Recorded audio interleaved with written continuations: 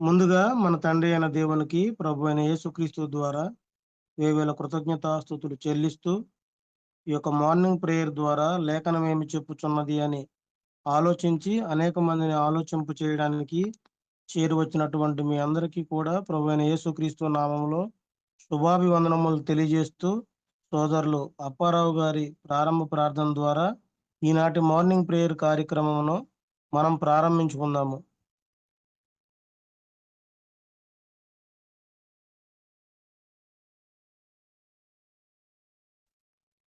అప్పారావు అన్నయ్య speaker on చేయలేదు.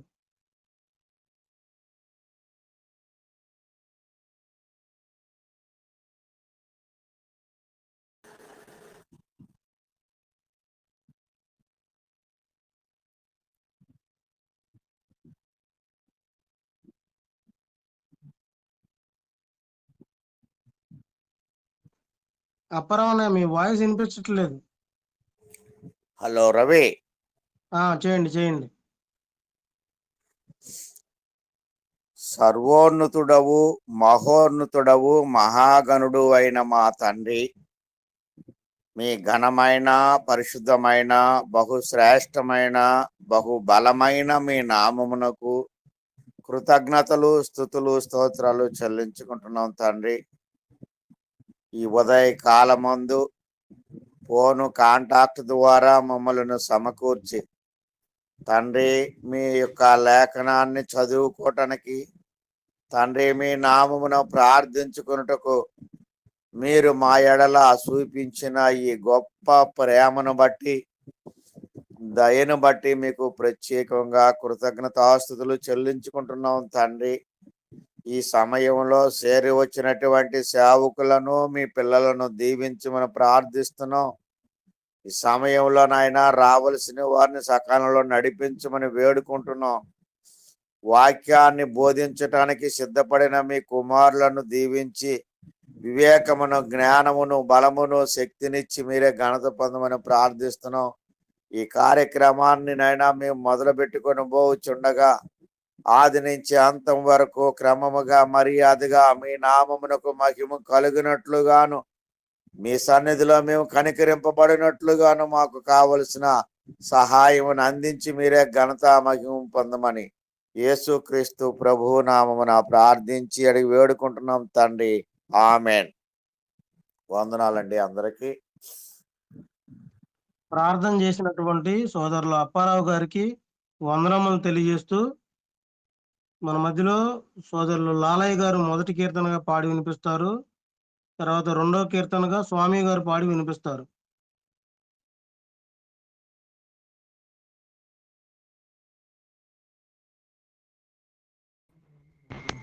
యేసుక్రీస్తు నామములో కూడి వచ్చినటువంటి సహోదరులందరికీ వందనాలు తెలియజేస్తూ ఉన్నానండి. పాట పాడుకుందాం. ఎవరి కోసమో ఈ కల్వరి పయనం, ఎవరి కోసమో ఈ ఎవరి కోసమో ఈ కల్వరి పయనం,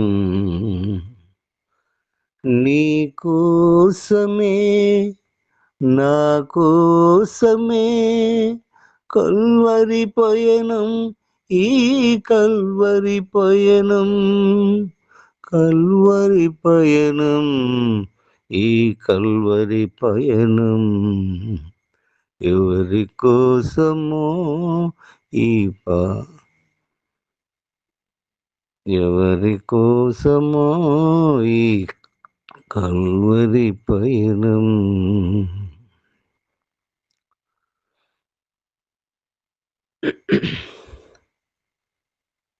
ఏ పాపము ఎరుగని నీపై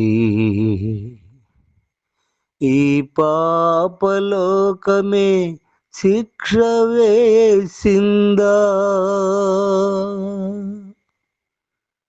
ఏ నేరము చేయని నీపై అన్యాయపు తీర్పునే ఇచ్చిందా, ఏ పాపము తీయని నీపై ఈ పాపలోకమే శిక్ష వేసిందా? ఏ నేరము చేయని నీపై అన్యాయపు తీర్పునే ఇచ్చిందా? మోము పైన ఉమ్ములతో మోయలేని మ్రానుతో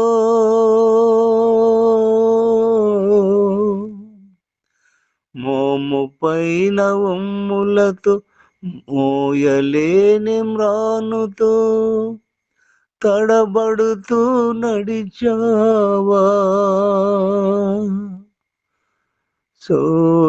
సోలివాలి పోయావా?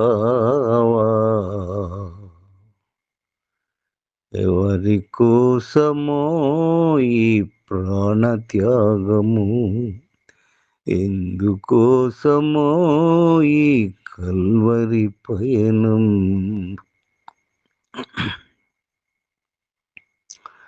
జీవ కిరీటం మాకు ఇచ్చావు, ముళ్ళ కిరీటం నీకు పెట్టాము. జీవ కిరీటం మాకు ఇచ్చావు, ముళ్ళ కిరీటం నీకు పెట్టాము. మా పక్కనే ఉండి మము కాపాడుచుండగా,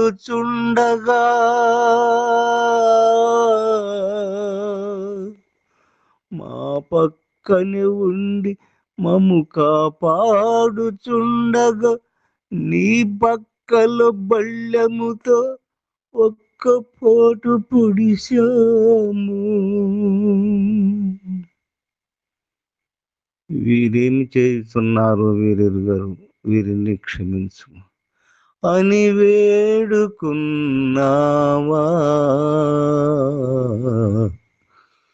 పరమ తండ్రిని ఎవరి కోసమో ఈ ప్రాణత్యాగము, ఎవరి కోసమో ఈ కల్వరి పయనం? నీ కోసమే నా కోసమే కల్వరి పయనం, ఈ కల్వరి పయనం, కల్వరి పయనం, ఈ కల్వరి పయనం. ఎవరి కోసమో ఈ ప్రాణత్యాగము, ఎవరి కోసమో ఈ కల్వరి పయనం. వందనాలయ్యా, వందనాలు నాన్న. తండ్రి అయిన దేవునికి కృతజ్ఞతాస్తుతులు కూడి వచ్చిన మీ అందరికీ యేసు ప్రభు నామంలో వందనాలండి. నా ప్రాణమా నా సర్వమా ఆయన చేసిన మేళన్ మరువకు మరువకుమా, మేళన్ మరువకు మరువకుమా. నా ప్రాణమా నా సర్వమా ఆయన చేసిన మేళన్ మరువకు మరువకుమా, మేళన్ మరువకు మరువకుమా. నా జీవిత గమనము, నా జీవన గమ్యము, నా జీవిత గమనము, నా జీవన గమ్యము. నా ఎత్తైన శైలము, నా రక్షణ శృంగము, నా ఎత్తైన శైలము, నా రక్షణ శృంగము, నా ప్రాణమా నా సర్వమా, ఆయన చేసిన మేలన్ మరువకుమా, మేలన్ మరువకుమా. అందులకై యెహోవాకు స్తుతి గానము చేసేదను, అందులకై యెహోవాకు స్తుతి గానము చేసేదము. నా ప్రాణమా నా సర్వమా, ఆయన చేసిన మేలన్ మరువకుమా. నా ఆలోచనకర్త, నా ఆదరణకర్త, నా ఆలోచనకర్త, నా ఆదరణకర్త, నా ఆశ్చర్య దుర్గము, నా ఆనంద మార్గము, నా ఆలోచన మార్గము, నా ఆనంద మార్గము, నా ప్రాణమా నా సర్వమా, ఆయన చేసిన మేలన్ మరువకుమా, మేలన్ మరువకుమా. నా ప్రాణమా నా సర్వమా, ఆయన చేసిన మేలన్ మరువకుమా. అందానండి. ఇప్పటి వరకు చక్కగా పాటలు పాడి వినిపించినటువంటి సహోదరులు ఇరువురికి కూడా వందనములు తెలియజేస్తూ నిర్గమకాండము 3వ అధ్యాయము వాక్యపఠన భాగంగా మనం చదువుకుందాము. సోదరులు దేవేంద్రుడు గారు మొదటి 7 వచనాలు చదివి వినిపిస్తారు. తర్వాత 8వ వచనం నుండి 14వ వచనం వరకు సోదరులు షడ్రక్ గారు చదువుతారు. 15వ వచనం నుండి చివరి వరకు సంధ్య చదివి వినిపిస్తుంది.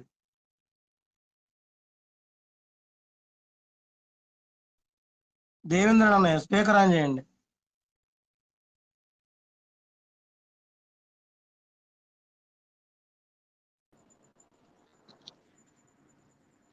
హలో వినిపిస్తుంది అన్నయ్య, చదవండి. హలో వినిపిస్తుంది చదవండి. 3వ అధ్యాయం. 3వ అధ్యాయం.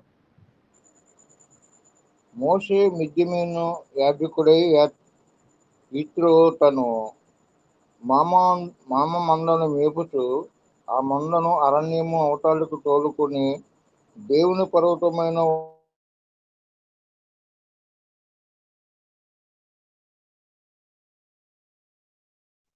అన్నయ్య వినిపించట్లేదు.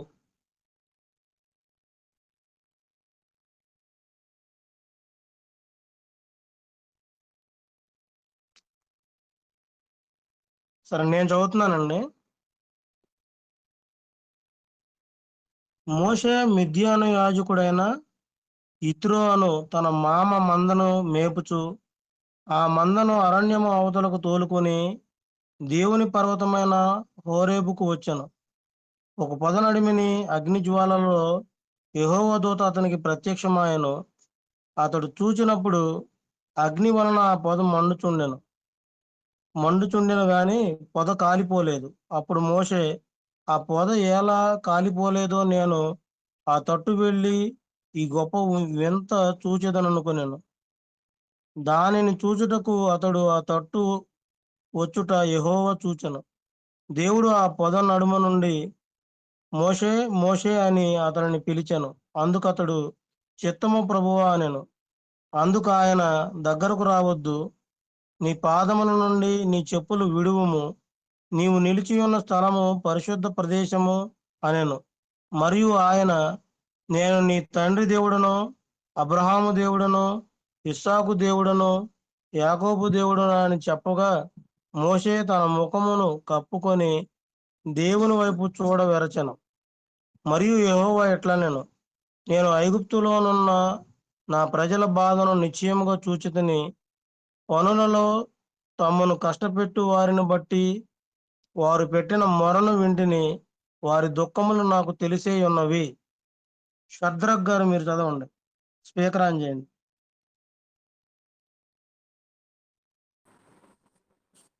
వందనాలండి. ప్రభు యేసుక్రీస్తు నామములో అందరికీ వందనాలు తెలియజేస్తున్నాను. అలాగే రవి గారికి వందనాలు.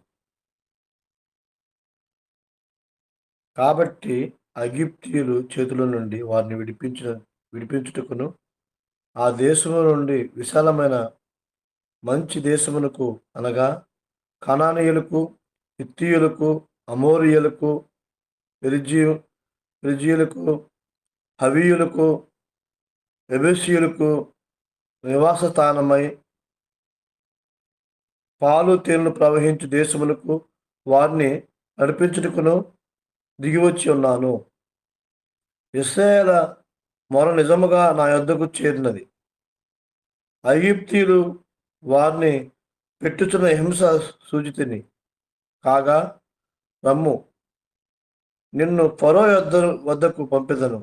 ఇశ్రాయేలైన నా ప్రజలను నీవు ఐగుప్తులో నుండి తోడుకుని పోవలనెను.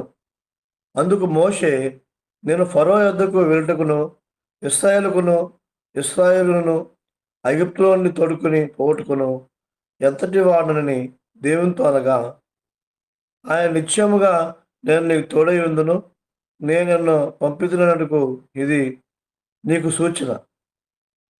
నీవు ఆ ప్రజలను ఐగుప్తుల నుండి తోడుకుని వచ్చిన తర్వాత మీరు ఈ పర్వతం మీద దేవుని సేవించుతారను. మోషే శక్తించము, నేను ఇశ్రాయేలు యొద్దకు వెళ్ళి వారిని చూచి, మీ పితరుల దేవుడు మీ యొద్దకు నన్ను పంపినని వారితో చెప్పగా, వారు ఆయన పేరేమి అని అడిగిన ఎడల వారితో నేనేమి చెప్పాలని దేవుని అడిగాను. అందుకు దేవుడు, నేను ఉన్నవాడును అనువాడును ఉన్నానని మోషే చెప్పాను. మరియు ఆయన ఉండనువాడు మీ యొద్దకు నన్ను పంపినని నీవు ఇశ్రాయేలుతో చెప్పాలను. మరియు దేవుడు మోషేతో ఇట్లనెను. చాలు సంధ్య చదువుతుంది, చాలు. మరియు దేవుడు మోషేతో ఇట్లనెను, మీ పితరుల దేవుడైన యెహోవా అనగా అబ్రహాము దేవుడు, ఇస్సాకు దేవుడు, యాకోబు దేవుడైన యెహోవా మీ యొద్దకు నన్ను పంపెనని నీవు ఇశ్రాయేలీయులతో చెప్పవలెను. నిరంతరము నా నామము ఇదే, తరతరములకు ఇది నా జ్ఞాపకార్థక నామము. నీవు వెళ్ళి ఇశ్రాయేలీయుల పెద్దలను పోగు చేసి, మీ పితరుల దేవుడైన యెహోవా అనగా అబ్రహాము, ఇస్సాకు, యాకోబుల దేవుడు నాకు ప్రత్యక్షమై ఇట్లనెను, నేను మిమ్మును ఐగుప్తులో మీకు సంభవించిన దానిని నిశ్చయముగా చూచితిని. ఐగుప్తు బాధలో నుండి పాలు తేనెలు ప్రవహించు దేశమునకు అనగా కనానీయులు, హిత్తీయులు, అమోరీయులు, షెరెజ్జీయులు, హివ్వీయులు, యోబిసీయులున్న దేశమునకు మిమ్ము రప్పించదనని సెలవిచ్చితినని వారితో చెప్పుము. వారు నీ మాట విందురు గనుక నీవును ఇశ్రాయేలీయుల పెద్దలును ఐగుప్తు రాజునొద్దకు వెళ్ళి అతన్ని చూచి, హెబ్రీల దేవుడైన యెహోవా మాకు ప్రత్యక్షమాయెను గనుక మేము అరణ్యమునకు 3 దినములు ప్రయాణమంత దూరము పోయి మా దేవుడైన యెహోవాకు బలిని సమర్పించుదము సెలవిమ్మని అతనితో చెప్పవలెను. ఐగుప్తు రాజు మహాబలముతో మీ మీదకు వచ్చి మిమ్ము పోనీయడని నేను ఎరుగుదును.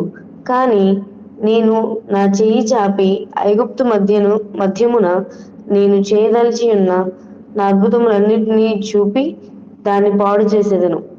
అటు తరువాత అతడు మిమ్మల్ని పంపివేయును. మరియు నేను ఈ జనుల ఎడల ఐగుప్తీయులకు కటాక్షము కలుగజేసేదను గనుక మీరు వెళ్ళునప్పుడు వట్టి చేతులతో వెళ్ళరు.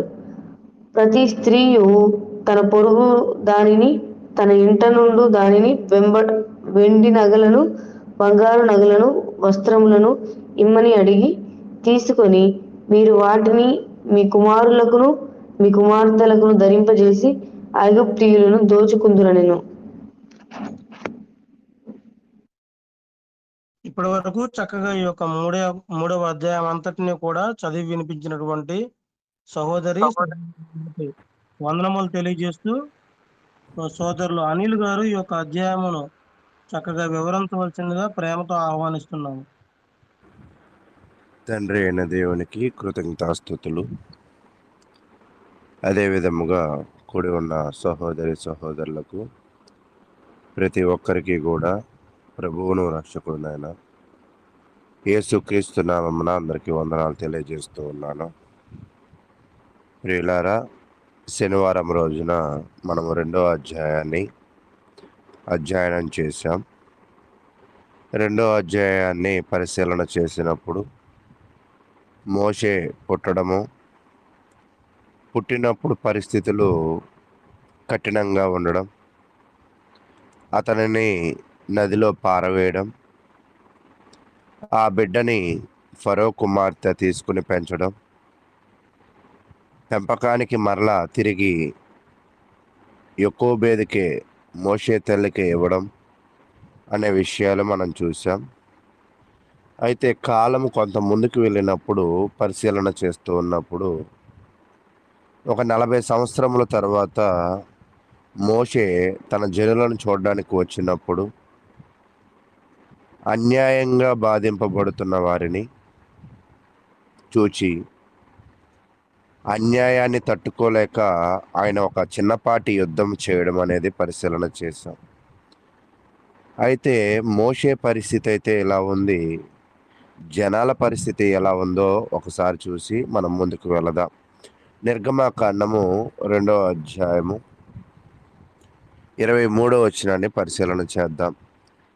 నిర్గమకాండము 2వ అధ్యాయము 23వ వచనాన్ని పరిశీలన చేద్దాం. అలాగున అనేక దినములు జరిగిన మీదట ఐగుప్తు రాజు చనిపోయెను. ఇశ్రాయేలీలు తాము చేయుచున్న వెట్టి పనులను బట్టి నిట్టూర్పులు విడుచుచు మొరపెట్టుచుండగా తమ వెట్టి పనులను బట్టి వారు పెట్టిన మొర దేవుని యొద్దకు చేరెను. వాస్తవానికి వీళ్ళు చాలా కాలం నుంచి కూడా వెట్టి పనులు చేస్తూ చాలా బాధింపబడుతూ ఉన్నారు. ఈ బాధింపబడుతున్న ఈ బాధ అంతటిని కూడా వారు ఈ అధ్యాయంలో మనం చూస్తూ ఉన్నప్పుడు దేవునికి మొరపెట్టడం అనేది చూస్తూ ఉన్నాం. దేవునికి మొరపెట్టిన తర్వాత 24వ వచనం, కాగా దేవుడు వారి మూలుగును విని అబ్రహాము, ఇస్సాకు, యాకోబులతో తాను చేసిన నిబంధనను జ్ఞాపకం చేసుకొనెను. దేవుడు ఇశ్రాయేలులను చూచెను, దేవుడు వారి యందు లక్ష్యముంచెను. నిజముగా వాళ్ళ పడుతున్న బాధలను బట్టి, వారు పెట్టిన మొరలను బట్టి, వారు చేయుచున్న ప్రార్థనలను బట్టి ఒక రకంగా దేవుడు కొన్ని విషయాలను జ్ఞాపకం చేసుకున్నాడు. అయితే ఇక్కడ ఒక ప్రశ్న మరొక రకంగా జనాలు ఆలోచించేవచ్చేమో, దేవుడికి ఏమైనా మర్చిపోయే గుణం ఉందా అని. అలా అని కాదు, తగిన సమయమందు దేవుడు కొన్ని పనులను చేసేవాడిగా ఉంటాడు.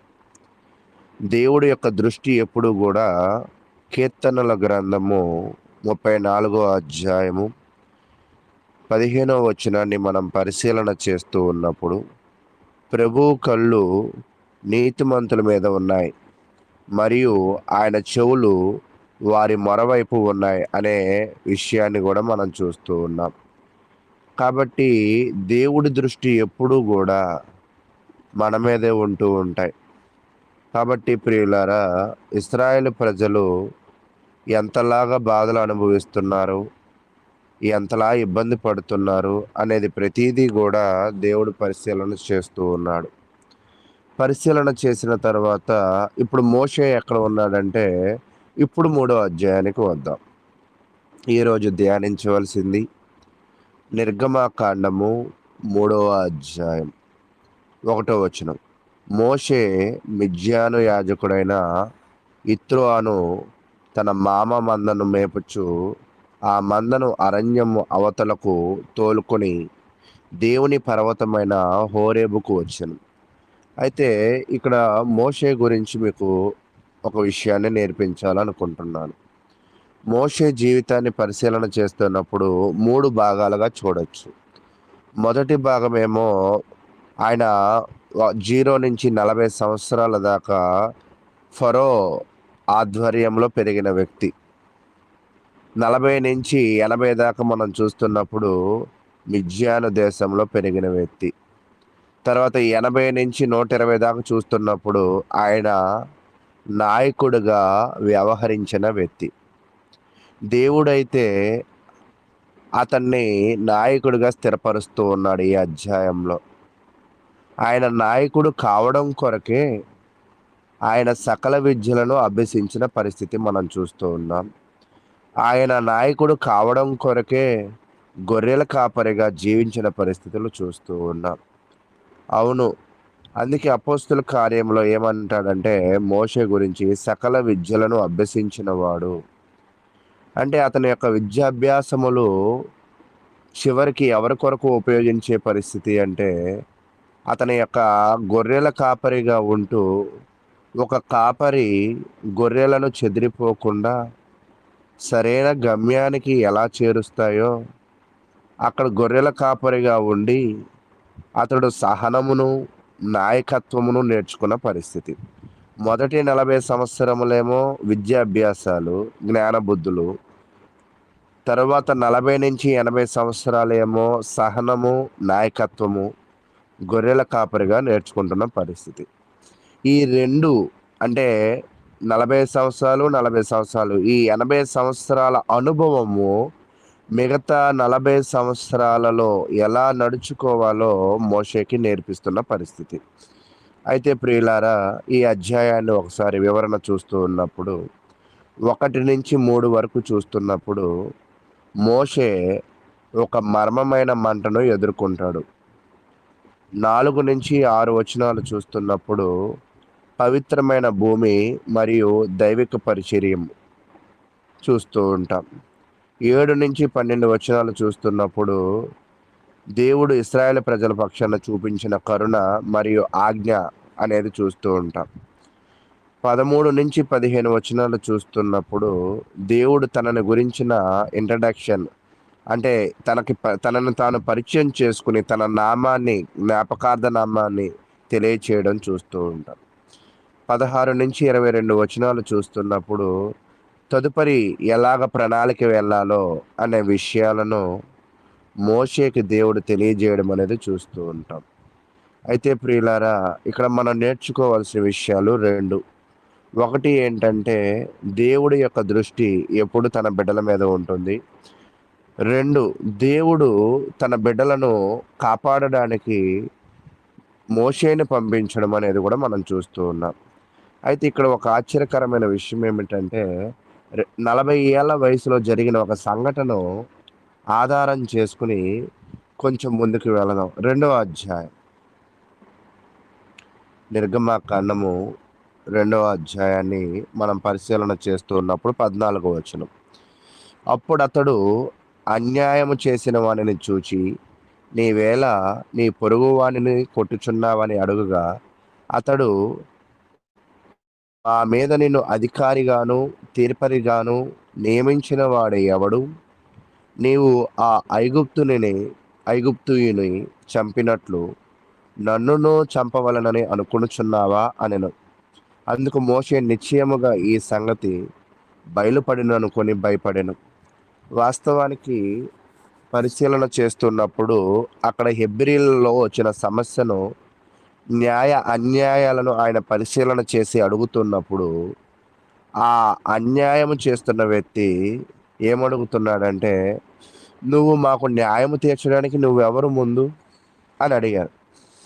40 ఏళ్ల క్రితము అతనిని అడిగిన ఆ ప్రశ్న ఈ 3వ అధ్యాయానికి వచ్చినప్పుడు అతని ఒక నాయకుడిగాను ఒక అధికారిగాను ఇప్పుడు ఎవరు నియమిస్తారంటే దేవుడే నియమిస్తాడు.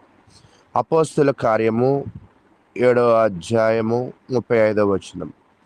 అధికారిగాను తీర్పరినిగాను నిన్ను నియమించువాడెవడని వారు నిరాకరించిన ఈ మోషేను అతనికి పొదలో కనబడిన దేవదూత ద్వారా దేవుడు అధికారిగాను విమోచకునిగాను నియమించి పంపెను.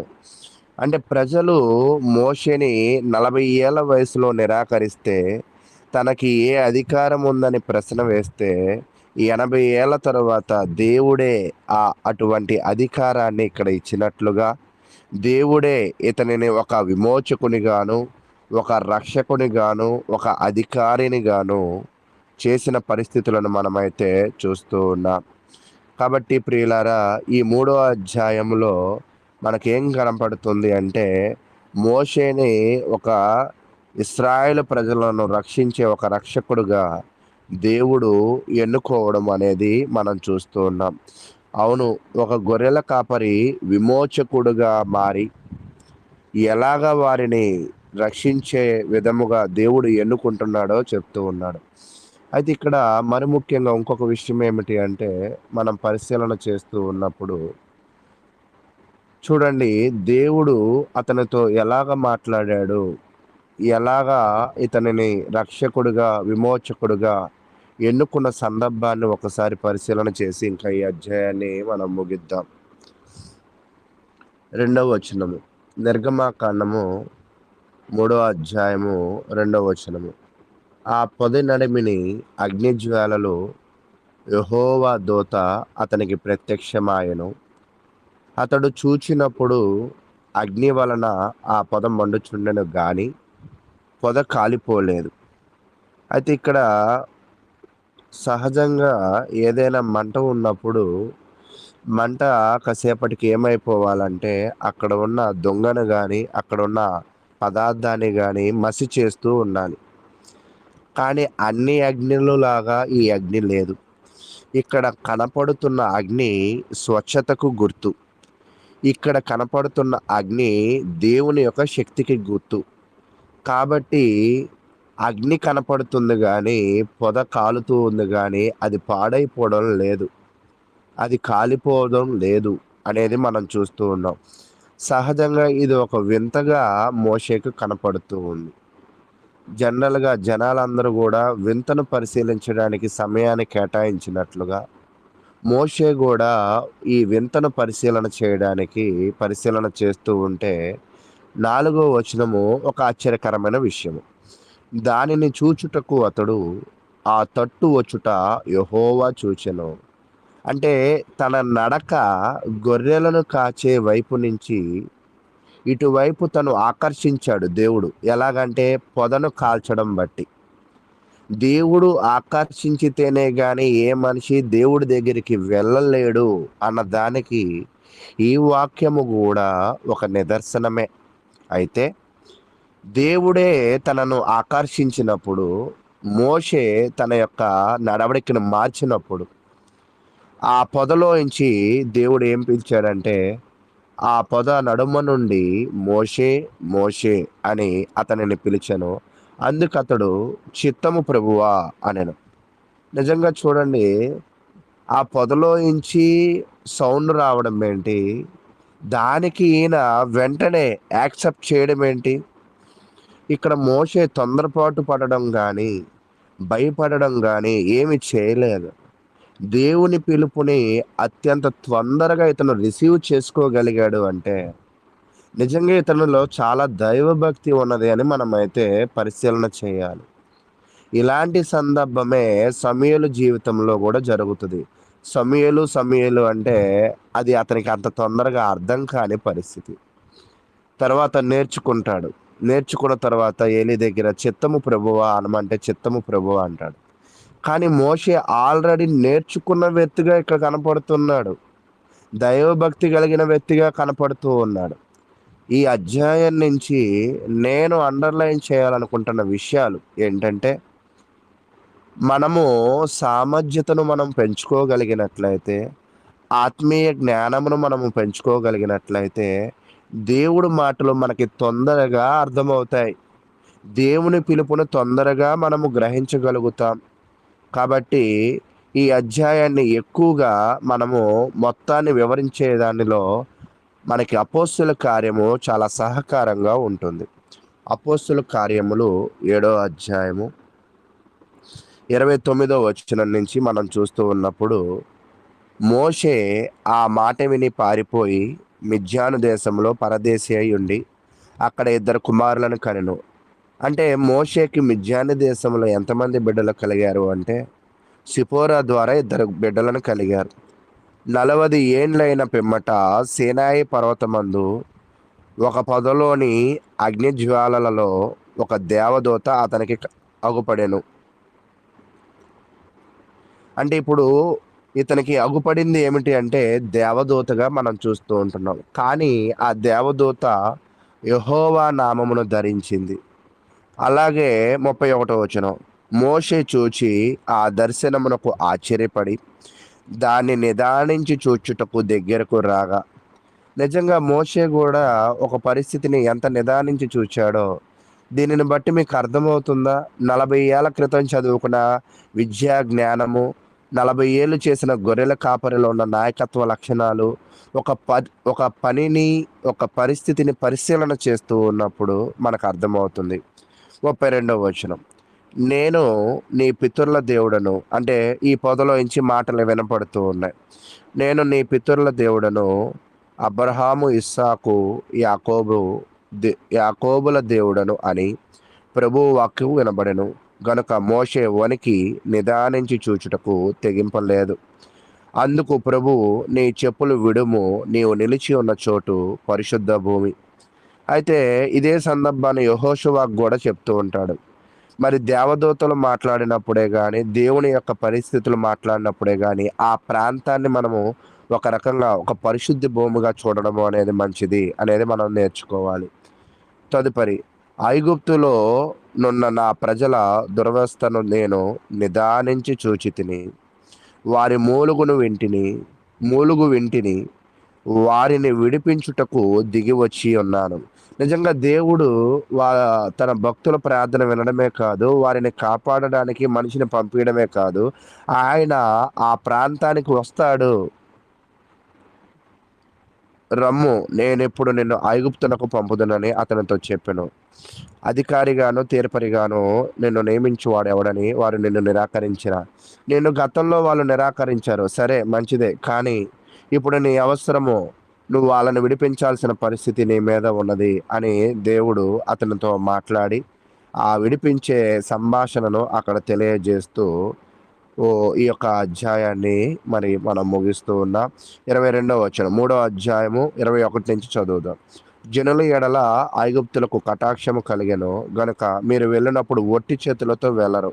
అంటే మీరు విడుదల పోయినప్పుడు మరి మీరు కానాను నుంచి ఎలా వచ్చారో పక్కన పెడితే వెళ్ళేటప్పుడు ఖచ్చితంగా ఒట్టి చేతులతో వెళ్ళరు.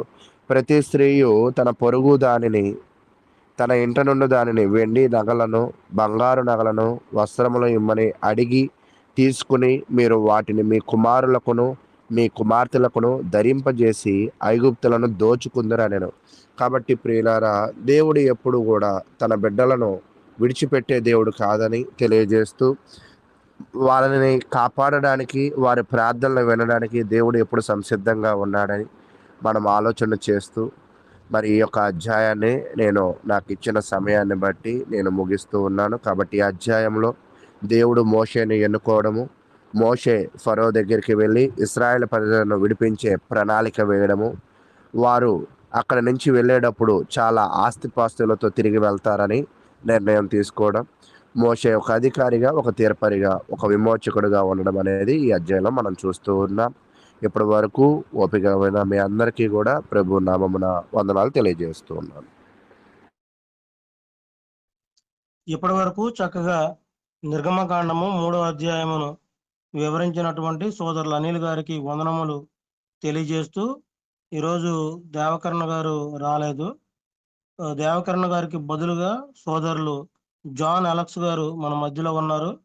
వారు దేవుని యొక్క వాక్యమును మనకు వివరిస్తారు.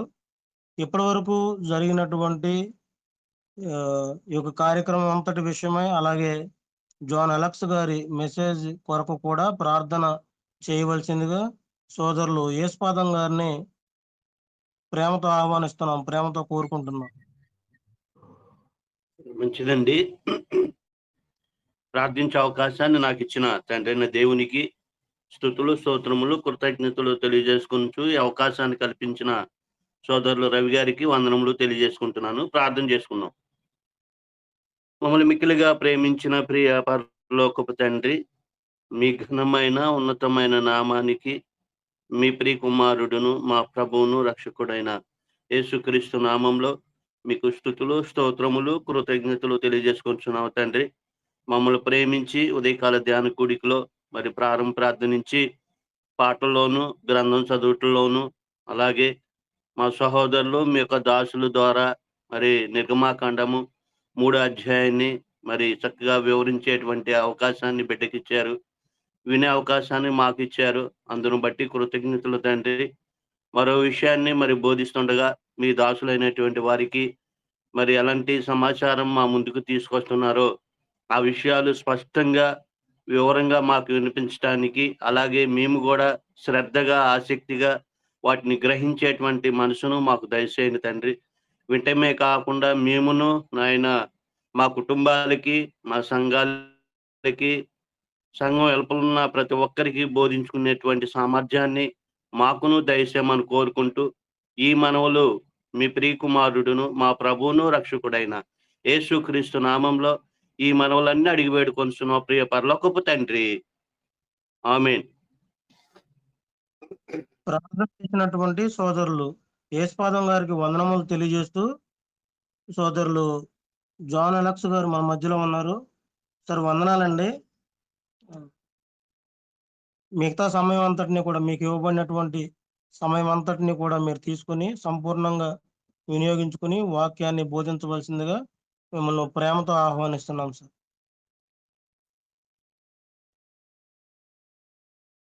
వందనాలండి.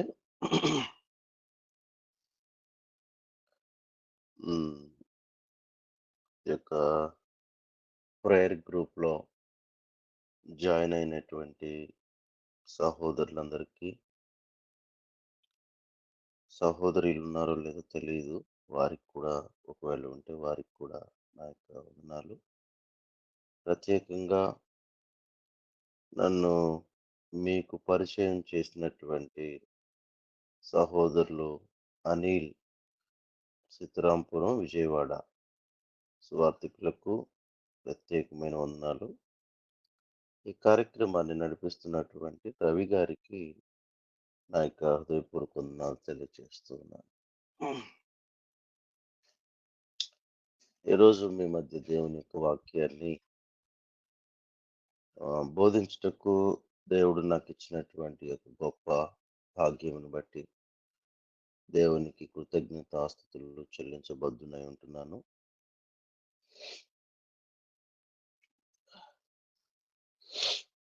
బైబిల్ని గురించిన పరిచయం చెప్పమని సహోదరులు రవి గారు కోరారు. సరే, కొన్ని విషయాలు బైబిల్ గురించి మనము నేర్చుకోవడానికి ప్రయత్నం చేద్దాం.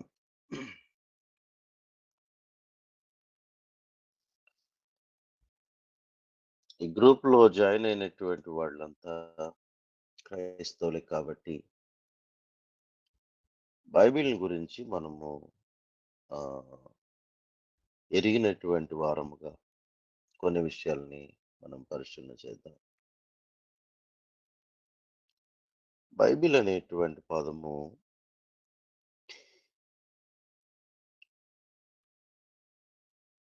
ఇది గ్రీకు పదము బిబ్లియా అనేటువంటి గ్రీకు పదము నుండి వచ్చింది. ఇది హీబ్రూ మరియు లాటిన్ పదముల యొక్క కలయికగా చాలా మంది బైబిల్ పండితులు చెప్తారు. దీని అర్థము ఏంటి అని చెప్పేసి అంటే, దీని అర్థము పుస్తకాలు, ఒక చిన్న పుస్తకము అని కొంతమంది దీన్ని పుస్తకాలు అంటే అనేక విభిన్న పుస్తకముల యొక్క సంకలనము అని చెప్పేసి అని దేన్ని చెప్తారు? ఈ యొక్క బైబిల్ అనేటువంటి పదము యొక్క దాని యొక్క చరిత్ర అది.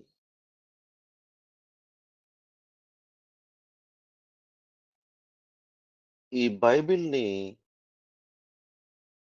క్రైస్తవులు దీన్ని ఎలా చూస్తారు? మరియు క్రైస్తవేతరులైనటువంటి అన్యులు అని మనం ఎవరినైతే అంటున్నామో, వాళ్ళు దీన్ని ఎలా చూస్తారు అనేటువంటి దాని గురించి మనం మాట్లాడుకున్నట్లయితే, బైబిల్ అనేటువంటిది దేవుని చేత మనకు అనుగ్రహింపబడినటువంటి వాక్యముగా, దేవుని మాటగా క్రైస్తవులు దీన్ని చూడటం జరుగుతూ ఉంటుంది. దీన్ని అన్యులు ఎలా చూస్తారు? ఇది ఒక మత గ్రంథముగా చూస్తారు. ఇది ఒక మత గ్రంథము. అంటే క్రైస్తవ మతం అనేటువంటిది యేసుక్రీస్తు అనేటువంటి ఒక బోధకుడు ప్రారంభించినటువంటి మతము. కాబట్టి అది వారి మత విశ్వాసాలకు, వారి నిష్టలకు, వారి విధి విధానాలు మరియు వారి యొక్క ఏవైతే అక్కడ నియమాలుంటాయో, ఆ నియమాలకు సంబంధించినటువంటి పుస్తకముగా క్రైస్తవేతరులు దీన్ని చూడటం జరుగుతుంది. ప్రస్తుతం దాన్ని అలాగే చూస్తున్నారు. అయితే క్రైస్తవేతరులు బైబిల్‌ని ఏ విధంగా అయితే చూస్తున్నారో, ఆ విధంగా మనము చూడకూడదు అనేటువంటిది ముందు మనము చాలా జాగ్రత్తగా నేర్చుకోవాల్సినటువంటి అంశం. క్రైస్తవులు దీన్ని ఎలా అర్థం చేసుకోవాలి?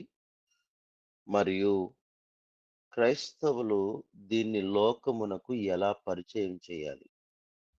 అనేటువంటి విషయాల గురించి మనం మాట్లాడుకుందాం. క్రైస్తవులు దీన్ని ఎలా చూడాల్సినటువంటి అవసరం ఉంది అని చెప్పేసానంటే,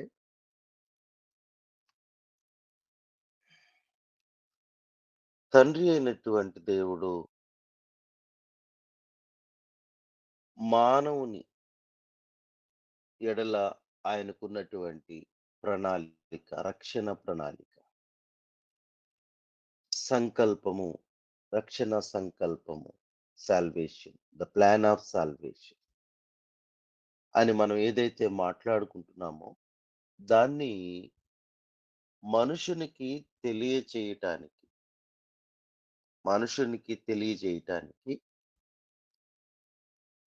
దేవుడు తను ప్రత్యేకంగా ఏర్పరచుకున్నటువంటి కొంతమంది పరిశుద్ధులను ఆయన తానే ప్రేరేపించి, వారి ద్వారా నేడు దేవుని పిల్లలుగా పిలువబడుతున్నటువంటి మనకు అందించినటువంటి ఒక ఒక సమాచారం. అంటే ఒక పుస్తక సమాచారం.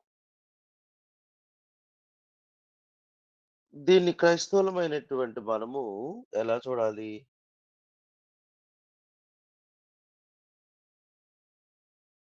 వాయిస్ లోగా ఉందా? హలో. Yes sir. కొంచెం అవును సార్. కొంచెం స్లోగా ఉంది. ఇప్పుడు? Okay sir. ఇప్పుడుందండి? ఉందండి. ఓకే. ఇప్పుడు ఓకే. రైట్. సో, మనము దీన్ని బైబిల్‌ని ఎలా చూడాల్సినటువంటి అవసరం ఉందో మనం చాలా జాగ్రత్తగా మనం గమనించాలి. దేవుడు దీన్ని క్రైస్తవ జీవితానికి దేవుడిచ్చినటువంటి ఒక మార్గదర్శకముగా దీన్ని మనం చూడాల్సినటువంటి అవసరం ఉంది. అంటే మీరు ఇంగ్లీష్‌లో గైడ్ అని చెప్పేసని అంటారు.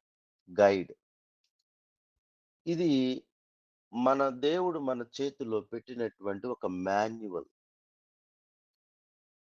ఇప్పుడు మనం ఏదైనా ఒక షాప్‌లో అది ఎలక్ట్రానిక్ గాని, ఎలక్ట్రికల్ గాని ఒక డివైస్‌ని, ఒక వస్తువుని మనము కొనుక్కున్నప్పుడు, దాన్ని ఎలా వాడాలి అనేటువంటి దాన్ని మనము తెలుసుకొని, దాన్ని జాగ్రత్తగా వాడటం కొరకు, హ్యాండిల్ చేయటం కొరకు, ఆ కంపెనీ వాడేం జేస్తాడంటే, ఒక మాన్యువల్ తయారు జేస్తాడు. ఒక మాన్యువల్, ఒక గైడ్‌ని తయారు జేస్తాడు. మీరు కొన్నటువంటి వస్తువుకు సంబంధించినటువంటి డీటెయిల్స్ అన్నీ ఉంటాయి దాంట్లో. అంటే ఆ వస్తువు ఎలా తయారు చేయబడింది? ఆ తర్వాత ఆ వస్తువు ఎలా పనిచేస్తుంది? మరియు ఆ వస్తువుని పనిచేయటానికి మీరు ఆహ్, ఏం చేయాలి? ఆ వస్తువుని మీరు ఎలా ఉపయోగించాలి జాగ్రత్తగా? మీరు దాన్ని ఎలా ఉపయోగిస్తే అది ఎక్కువ కాలం మన్నికగా ఉంటుంది అనేటువంటి దానికి సంబంధించినటువంటి ఆ సమాచారాన్ని కంపెనీ వాడేం జేస్తాడంటే ఒక మాన్యువల్, ఒక గైడ్ బుక్‌లో వాడు ప్రింట్ చేసి మీకిచ్చేటువంటి వస్తువుతో పాటుగా దాన్ని ఫ్రీగా ఇస్తాడు. సో, బైబిల్ అనేటువంటిది మరి ఇది కూడా ఒక మాన్యువల్ అని జెప్పేసని చెబుతారు. గైడ్ అని చెబుతారు. ఎవరి గైడ్ ఇది అని జెప్పేసంటే, దీంట్లో ఒక ఆశ్చర్యకరమైనటువంటి విషయం ఏంటంటే, ఒక వస్తువు యొక్క ఒక వస్తువుని తయారు చేసినటువంటి కంపెనీ, ఆ వస్తువుని వాడేటువంటి వారికి ఆ మాన్యువల్ ఇస్తుంది. కానీ ఇక్కడున్నటువంటి బ్యూటీ ఏంటంటే, మనుషులమైనటువంటి మనలను తయారు చేసినటువంటి దేవుడు, నిర్మించినటువంటి దేవుడు, సృష్టించినటువంటి దేవుడు,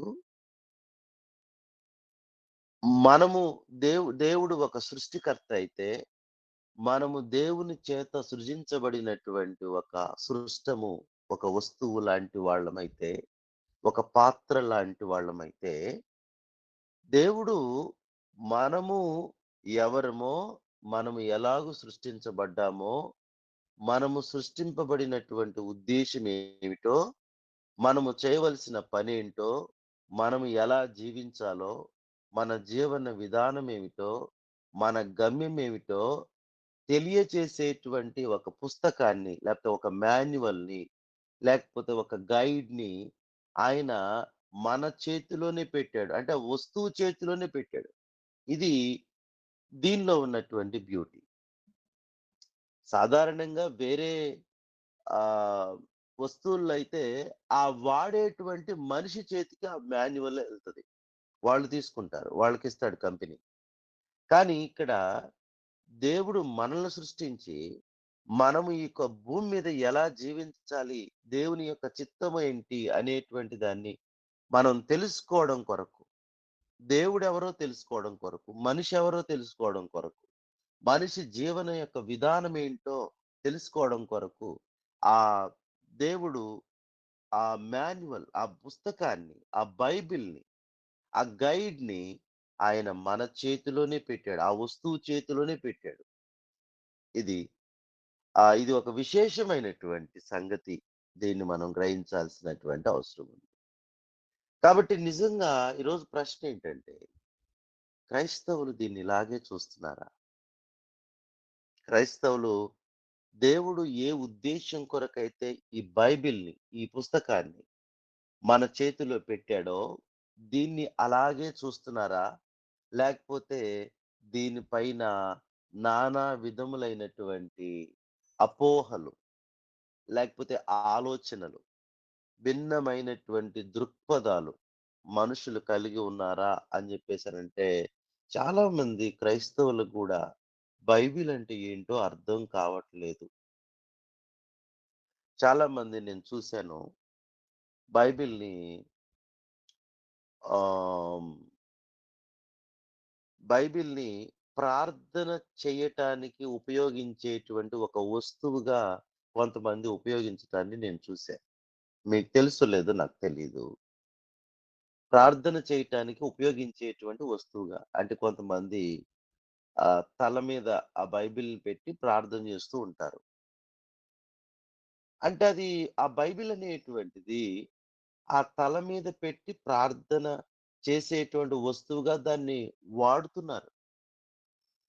మరికొంతమంది ఎలా వాడతారు ఈ బైబిల్‌ని అని జెప్పేసంటే, పిల్లలకో లేకపోతే వాళ్ళకో జ్వరం వచ్చినప్పుడో, లేకపోతే జబ్బు చేసినప్పుడో దాన్ని తల దగ్గర పెట్టుకొని, లేకపోతే వాళ్ళకి దగ్గరగా పెట్టుకొని వాళ్ళు పడుకుంటే అదొక ధైర్యంగా ఉంటుందని, లేకపోతే మరొక విధమైనటువంటి ఒక భావన అంటే మరొక ఫీలింగ్ వాళ్ళకి. ఆ విధంగా పెట్టుకొని పడుకునేటువంటి వాళ్ళు కొంతమంది ఉంటారు. మరికొంతమంది ఉంటారు ఆ బైబిల్‌ని వాళ్ళు ఎటు వెళ్ళినా కానీ వాళ్ళు వాళ్ళ బ్యాగ్‌లో వాళ్ళు పెట్టుకొని తిరుగుతూ ఉంటారు. దాన్ని ఏమనుకుంటారో నాకు తెలీదు. దాన్ని. సో, ఇప్పుడు మనం బైబిల్‌ని నిజంగా దేవుడు అటువంటి పనుల కొరకే ఇచ్చాడా? అని జెప్పేసని ఒకసారి మనం ఆలోచన చేయాల్సినటువంటి అవసరం ఉంది.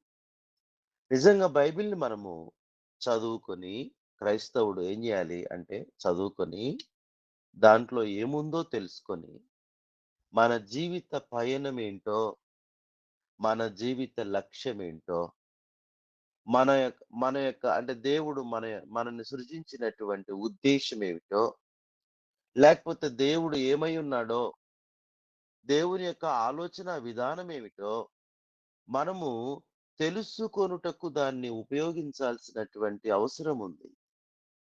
చాలా బాధాకరమైనటువంటి విషయం ఏమిటంటే, ఈరోజు చాలా మంది క్రైస్తవుల గృహాలలో ఒకటి కంటే ఎక్కువగా బైబిళ్ళుంటాయి.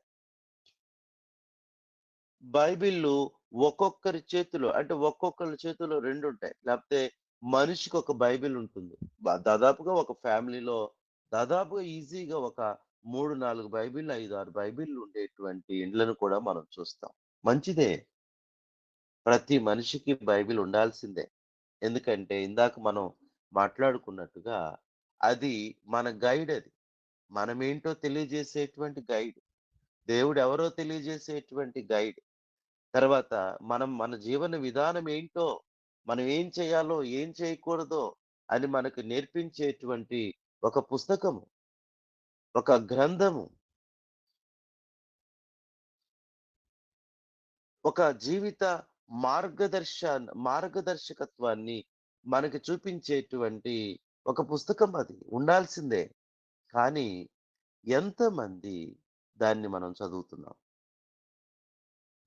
ఎంతమంది దాన్ని మనము అనుసరిస్తున్నాం? మనలో ఎంతమంది దానిలో ఉన్నటువంటి దాన్ని పరిశీలన చేస్తున్నాం? దావీదంటాడు, దావీదంటాడు ఆహ్, కీర్తనల గ్రంథం 1 అధ్యాయంలో దీవారాత్రము అంటే యెహోవా ధర్మశాస్త్రమునందు ఆనందించుచు దీవారాత్రములు దాన్ని ధ్యానించువాడు ధన్యుడు అని అంటాడు. దీవారాత్రములు దాన్ని ధ్యానించువాడు ధన్యుడు అని చెప్పేసి అని అంటాడు. ఇదే దావీదు ఇదే దావీదు 119వ కీర్తనలో కీర్తనల గ్రంథము 119వ కీర్తన 119వ కీర్తనలో దేవుని యొక్క వాక్యము ఒక మనుషునికి ఎలా ప్రయోజనకరంగా ఉంటుంది అని తన అనుభవంలో దేవుని యొక్క వాక్యాన్ని మన వలే కాకుండా సరిగా అర్థం చేసుకున్నటువంటి భక్తునిగా బైబిల్ అంటే ఏంటో సరిగా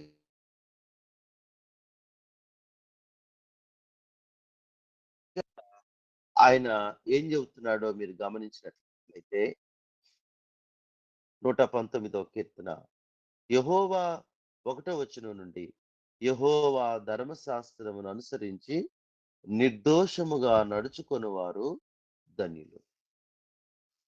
అంటే ఇక్కడ అర్థం ఏంటి?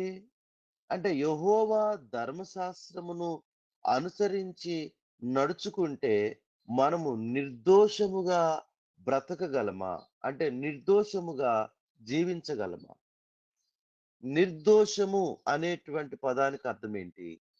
అంటే దోషము లేకుండా, పాపము లేకుండా, అపరాధము లేకుండా, తప్పులు చేయకుండా జీవించటం. నిర్దోషముగా జీవించటం అంటే.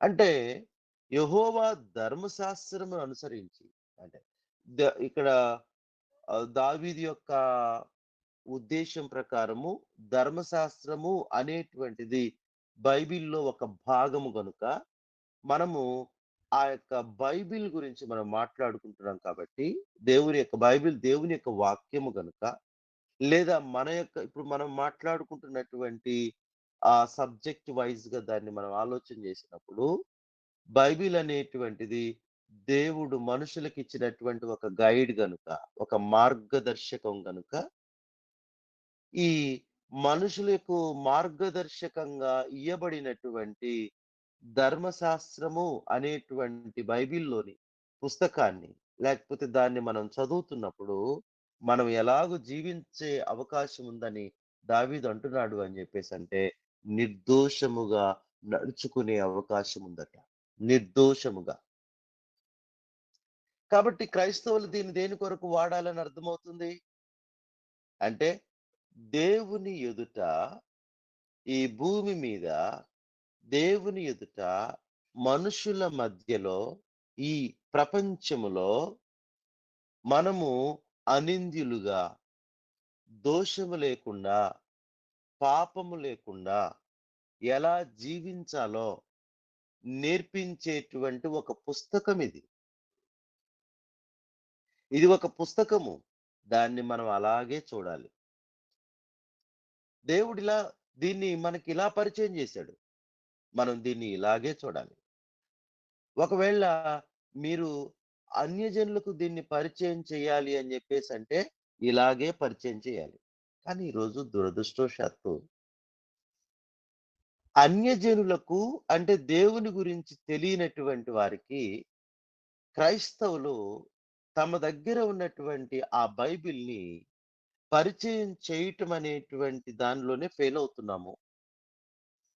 దీన్ని మనం అలా పరిచయం చేయట్లే. ఇదిగోండి మా బైబిల్ అని అంటున్నాం. మా బైబిల్ ఏంటి?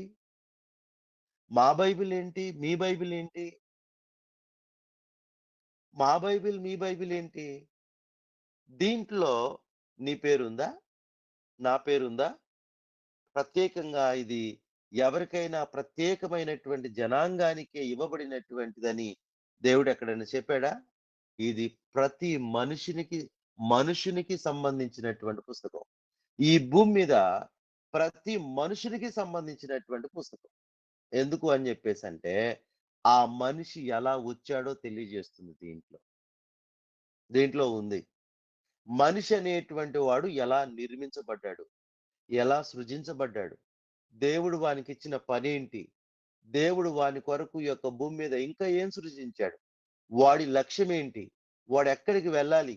ఎక్కడి నుండి వచ్చాడు? ఎలా జీవించాలి? వాడి జీవన విధానం ఏంటి? వానికి ఇవ్వబడిన విధులేంటి? వాని కట్టడలేంటి? లేకపోతే వానికి ఇవ్వబడినటువంటి ఆజ్ఞలేంటి? అనేటువంటి విషయాలన్నీ దీంట్లో ఉన్నాయి కదా! ఇది కేవలము ఇది కేవలము ఇది నీకో, నాకో, లేకపోతే ఇంకొకరికో, ఇది కేవలం ప్రత్యేకింపబడినటువంటి మనుషులకు ఇవ్వబడింది కాదుగా. కాబట్టి క్రైస్తవులు ఇతరులకు, అంటే అన్యులకు, క్రైస్తవేతరులకు దీన్ని పరిచయం చేసేటువంటి విషయంలోనే ఫెయిల్ అవుతున్నారు అనేటువంటిది ఇక్కడ మనం గమనించి ఒప్పుకోవలసినటువంటి అంశం ఇది. ఉదాహరణకు ప్రసంగి గ్రంథంలో నేను మీకు ఒక వచనాన్ని పరిచయం చేస్తాను. ఒకసారి ఒక వచనాన్ని జ్ఞాపకం చేస్తాను.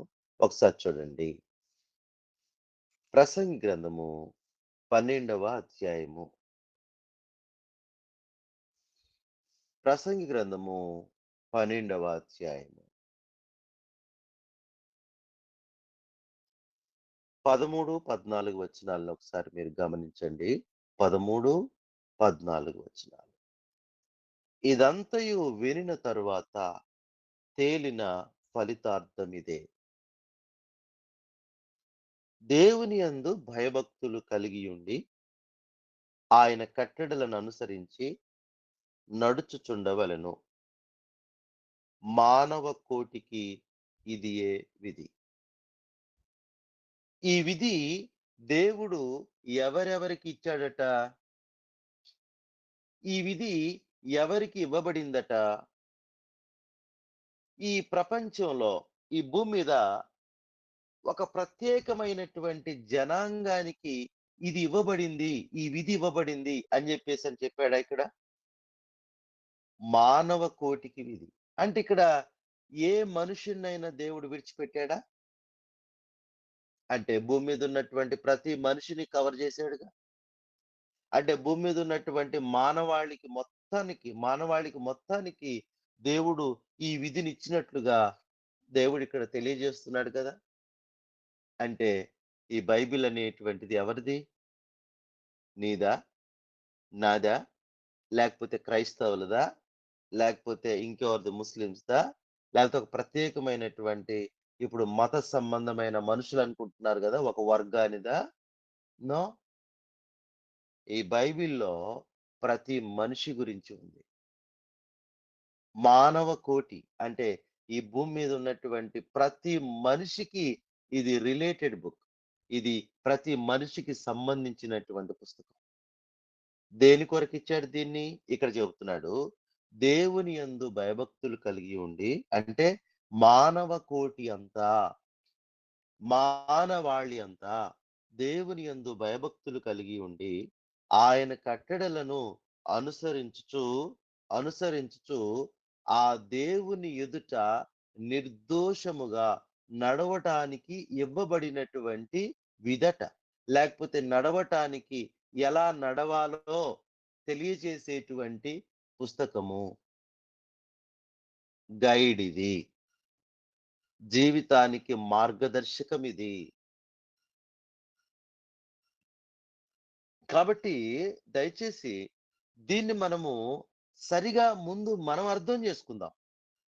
తర్వాత మన చుట్టూ ఉన్నటువంటి మనుషులకు, అంటే మన చుట్టూ ఉన్నటువంటి మనుషులకు దీన్ని పరిచయం చేసేటువంటి విషయంలో ఎలా సక్సెస్ కావాలి, విజయం సాధించాలి అనేటువంటి దాన్ని మనము అర్థం చేసుకునేటువంటి ప్రయత్నం చేద్దాం.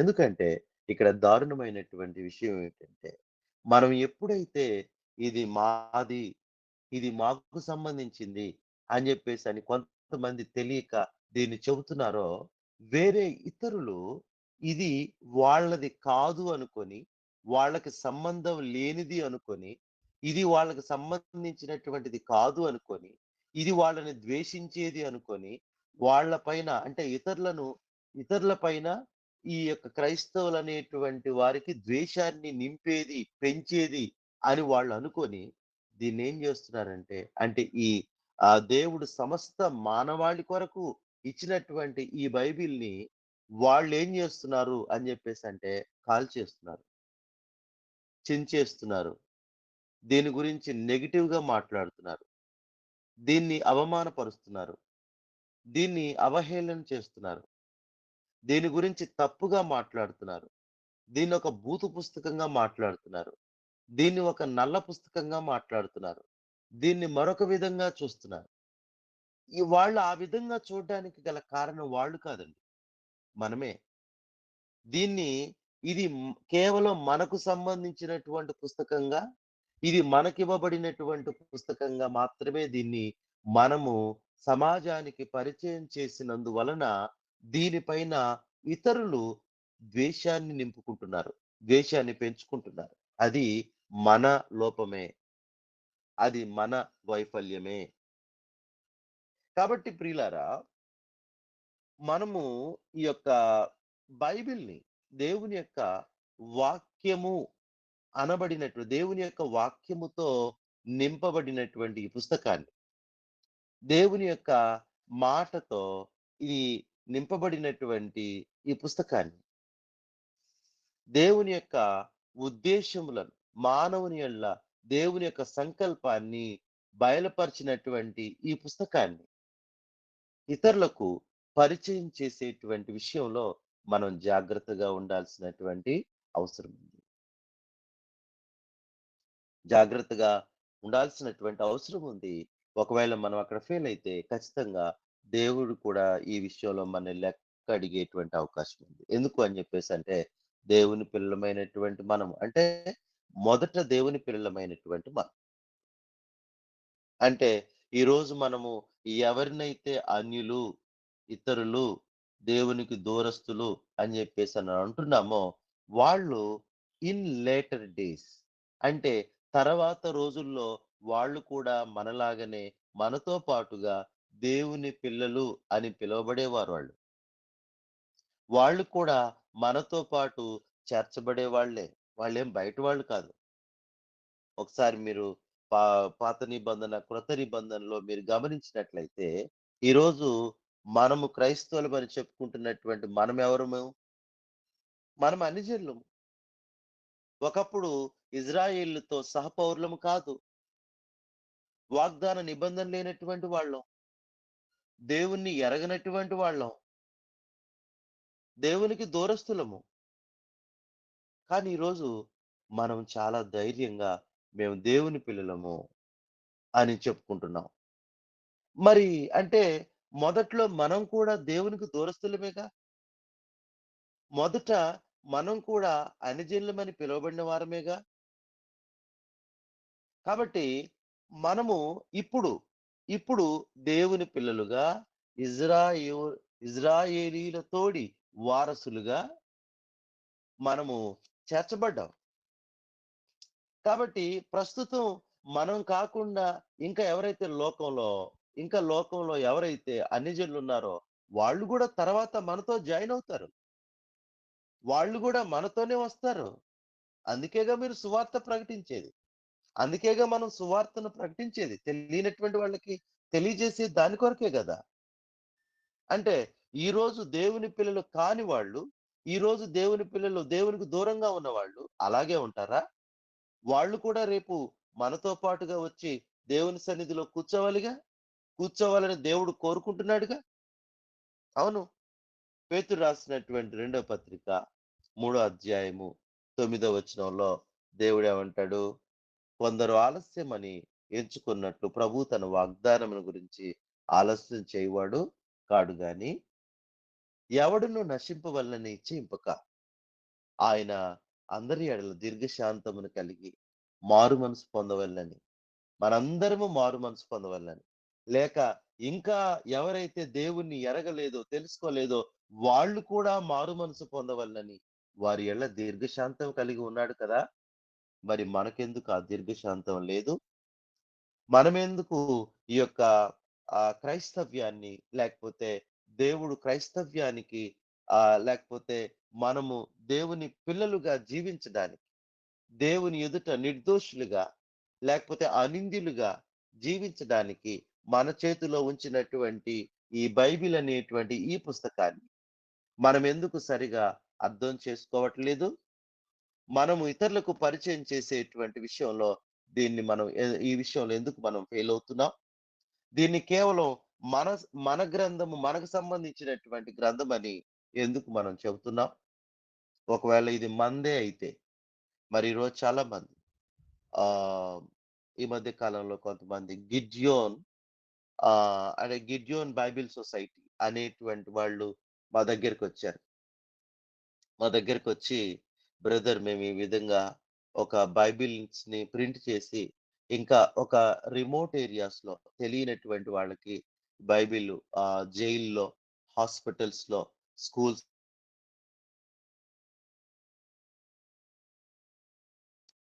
కొత్త మనుషులకు దీన్ని పంచాలి అని చెప్పేసి అని అనుకుంటున్నాం. మీరు కూడా కొంత డొనేట్ చేయండి అని మా దగ్గరికి వచ్చినప్పుడు మేము చాలా సంతోషించాం. ఇలాంటివి గిడ్యోన్ బైబిల్ సొసైటీ ఒకటి, తర్వాత బైబిల్ సొసైటీ ఆఫ్ ఇండియా ఒకటి, ఆ తర్వాత మరికొన్ని సొసైటీస్ ఉన్నాయి దీంట్లో. అంటే వీళ్ళంతా ఏం చేస్తున్నారు అని చెప్పేసి అంటే మనలాంటి దేవుని పిల్లలు ఎవరైతే మనం ఉన్నామో మనలాంటి వాళ్ళ దగ్గర నుండి కొంత డబ్బు కలెక్ట్ చేసి, వాళ్ళు ఫండ్ కలెక్ట్ చేసి, వాళ్ళు బైబిల్‌ని ప్రింట్ చేసి ఉచితంగా అందరికి ఇస్తున్నారు. మరి అందరికీ ఉచితంగా దీన్ని డిస్ట్రిబ్యూషన్ చేస్తున్నట్లయితే, పంచుతున్నట్లయితే, మరి ఇది అందరిది అన్నట్టేగా? అంటే ఇది అందరికి ఉపయోగపడుతున్నట్టేగా? ఇది అందరూ తెలుసుకోవాలని మనం కోరుతున్నట్టేగా? ఇది అందరికీ చేరాలని దేవుడు కోరుతున్నట్టే గదా! అంటే ఇది అందరిది గదా! ఇది అందరికీ సంబంధించింది గదా! మనుషులందరికీ సంబంధించింది గదా! మానవ కోటికి మొత్తానికి గూడా సంబంధించినటువంటిదే కదా ఈ గ్రంథము. కానీ ఎందుకు ఇది కేవలము మనది, మాది, మా బైబిల్, మా గ్రంథము అని జెప్పేసని ఈ లోకానికి, అన్ని జనులకు తెలియనటువంటి వాళ్ళకి, మనతోనే ఈ లోకంలో జీవించేటువంటి ఇతరులకు పరిచయం చేసేటువంటి విషయంలో మనం ఫెయిల్ అవుతున్నాం. అంటే దాని అర్థం ఏంటంటే, ఇది ఇది ఏమిటో, దీనిలో ఏముందో, ఇది ఎందుకొరకు దేవుడిచ్చాడో మనమే సరిగా గ్రహించినటువంటి, అంటే క్రైస్తవులే సరిగా గ్రహించినటువంటి స్థితిలో ఉన్నారు అనేటువంటిది చాలా వినటానికే చాలా బాధాకరంగా ఉన్నటువంటి విషయం ఇది. కాబట్టి బైబిల్ అనేటువంటిది సమస్త మానవాళికి ఇవ్వబడినటువంటి ఇది దేవుని గ్రంథము. దేవుళ్ళు ఎంతమందండి? దేవుడొక్కడే గదా! అవును. మరి ఆ ఒక్కడే అయ్యున్నటువంటి దేవుని గురించి ఈ యొక్క గ్రంథంలో వ్రాయబడి ఉంది. దేవుడు ఆ ఒక్కడే దేవుడు గదా! ఆ అన్యజనులను కూడా సృజించింది. ఆ ఒక్కడే దేవుడు కదా! మనలను సృజించింది. ఆ ఒక్కడే దేవుడు గదా! ఈ యొక్క సమస్త మానవాళిలో ఉన్నటువంటి అన్ని వర్గాల వారిని సృజించింది. కాబట్టి ఆ ఒక్కడే దేవుడు ఈ యొక్క మానవుని యొక్క సంకల్పం, అంటే మానవుని ఎడల దేవుని యొక్క సంకల్పం ఏమిటో అనేక మంది పరిశుద్ధుల ద్వారా ఈ యొక్క గ్రంథమందు వ్రాయించినప్పుడు, తెలియజేసినప్పుడు, మరి ఇది ఎంత మందికి తెలియబడాలని దేవుడు కోరుతున్నాడు అని చెప్పేసంటే, సమస్త మానవాళి తెలుసుకోవాలని దేవుడు కోరుతున్నాడు కదా! అంటే ఇది అందరిది గదా! ఇది అందరి చేతికి వెళ్ళాలి గదా! అందరి ఇండ్లలో ఇది ఉండాల్సినటువంటి గ్రంథమే గదా! దాన్ని ఇక్కడ ముందు మనం గ్రహించాలని నేను కోరుతూ ఉన్నాను. దేవుని చిత్తమైతే మరొకసారి దేవుడు అవకాశం ఇస్తే మరికొన్ని విషయాల్ని నేను మీకు తెలియజేయటానికి ఇష్టపడతాను. ఈ యొక్క అవకాశం ఇచ్చినటువంటి సహోదరులకు, ఆమ్, రవి గారికి ఎంతవరకు ఓర్పుతో, ఆమ్, విశ్వాసముతో, భక్తితో చెప్పిన విషయాలన్నిటిని కూడా జాగ్రత్తగా విన్నటువంటి ఈ యొక్క ప్రేయర్ గ్రూప్ లో పాల్గొన్నటువంటి సహోదరులందరికీ, మరియు నన్ను మీకు పరిచయం చేసినటువంటి మన ప్రియ సహోదరుడు అనిల్ గారికి నా యొక్క హృదయపూర్వక వందనాలు తెలియజేస్తూ ముగిస్తూ ఉన్నాను. Thank you all. God bless you. ఇప్పటి వరకు చక్కగా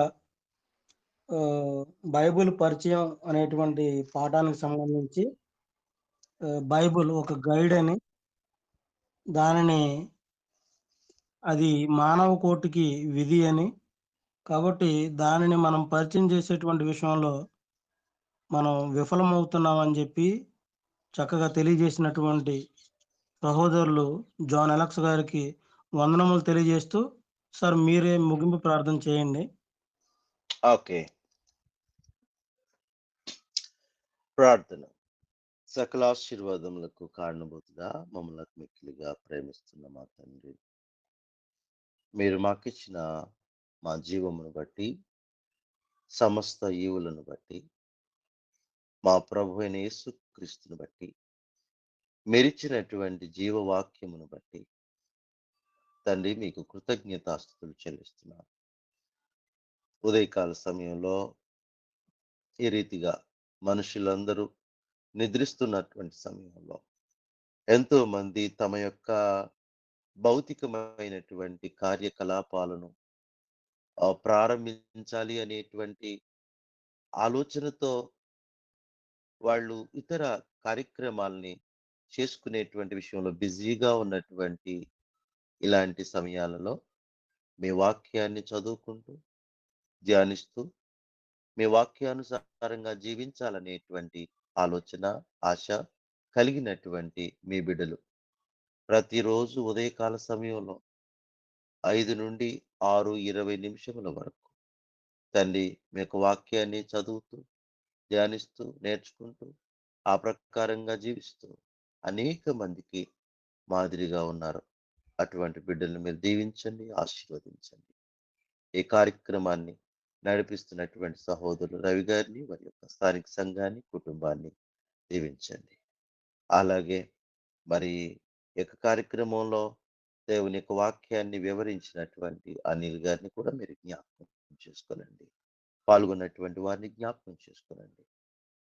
ఈ కార్యక్రమంలో ఇంకా అనేక మంది జాయిన్ అయి తెలియనటువంటి విషయాలన్నింటినీ కూడా నేర్చుకొని వారు మరింత భక్తి, విశ్వాసము కలిగి తండ్రి వాళ్ళు ఆత్మీయంగా బలపడుటకు కావలసినటువంటి సహాయమును అనుగ్రహించమని ఈ కార్యక్రమము ఇలాగే కొనసాగుతూ అనేక మంది జీవితాలకు ఆశీర్వాదకరముగా, దీవెనకరముగా ఉండినట్లుగా మీరు సహాయం దయచేయమని, నడిపించమని, దీన్ని నడిపించడానికి కావలసిన సామర్థ్యమును, వివేకమును, జ్ఞానమును, వీళ్ళకి ధైర్యమును మరియు సంకల్ప బలాన్ని దయచేయమని, దీని ద్వారా ఇంకా అనేక మంది మేలులు, ఉపకారములు పొందినట్లుగా, ఆత్మీయమైనటువంటి మేలు పొందినట్లుగా సహాయం దయచేయమని ఈ యొక్క ఉదయ కాలమును దీవించండి. ఈ దినమంతా మేము చేయబోయేటువంటి పనులలో మీరు మాకు తోడుగా ఉండి మీకు అనుకూలమైనటువంటి పని జరిగించినట్లుగా, మీ చిత్తమును చేయనట్లుగా మమ్మల్ని బలపరిచి నడిపించమని, స్థిరపరచమని ఈ మనవులన్నింటినీ మా ప్రభువును మీ ప్రియకుమారునకు యేసు క్రీస్తు నామమున అడిగి వేడుకొనుచున్నాము తండ్రి. ఆమేన్.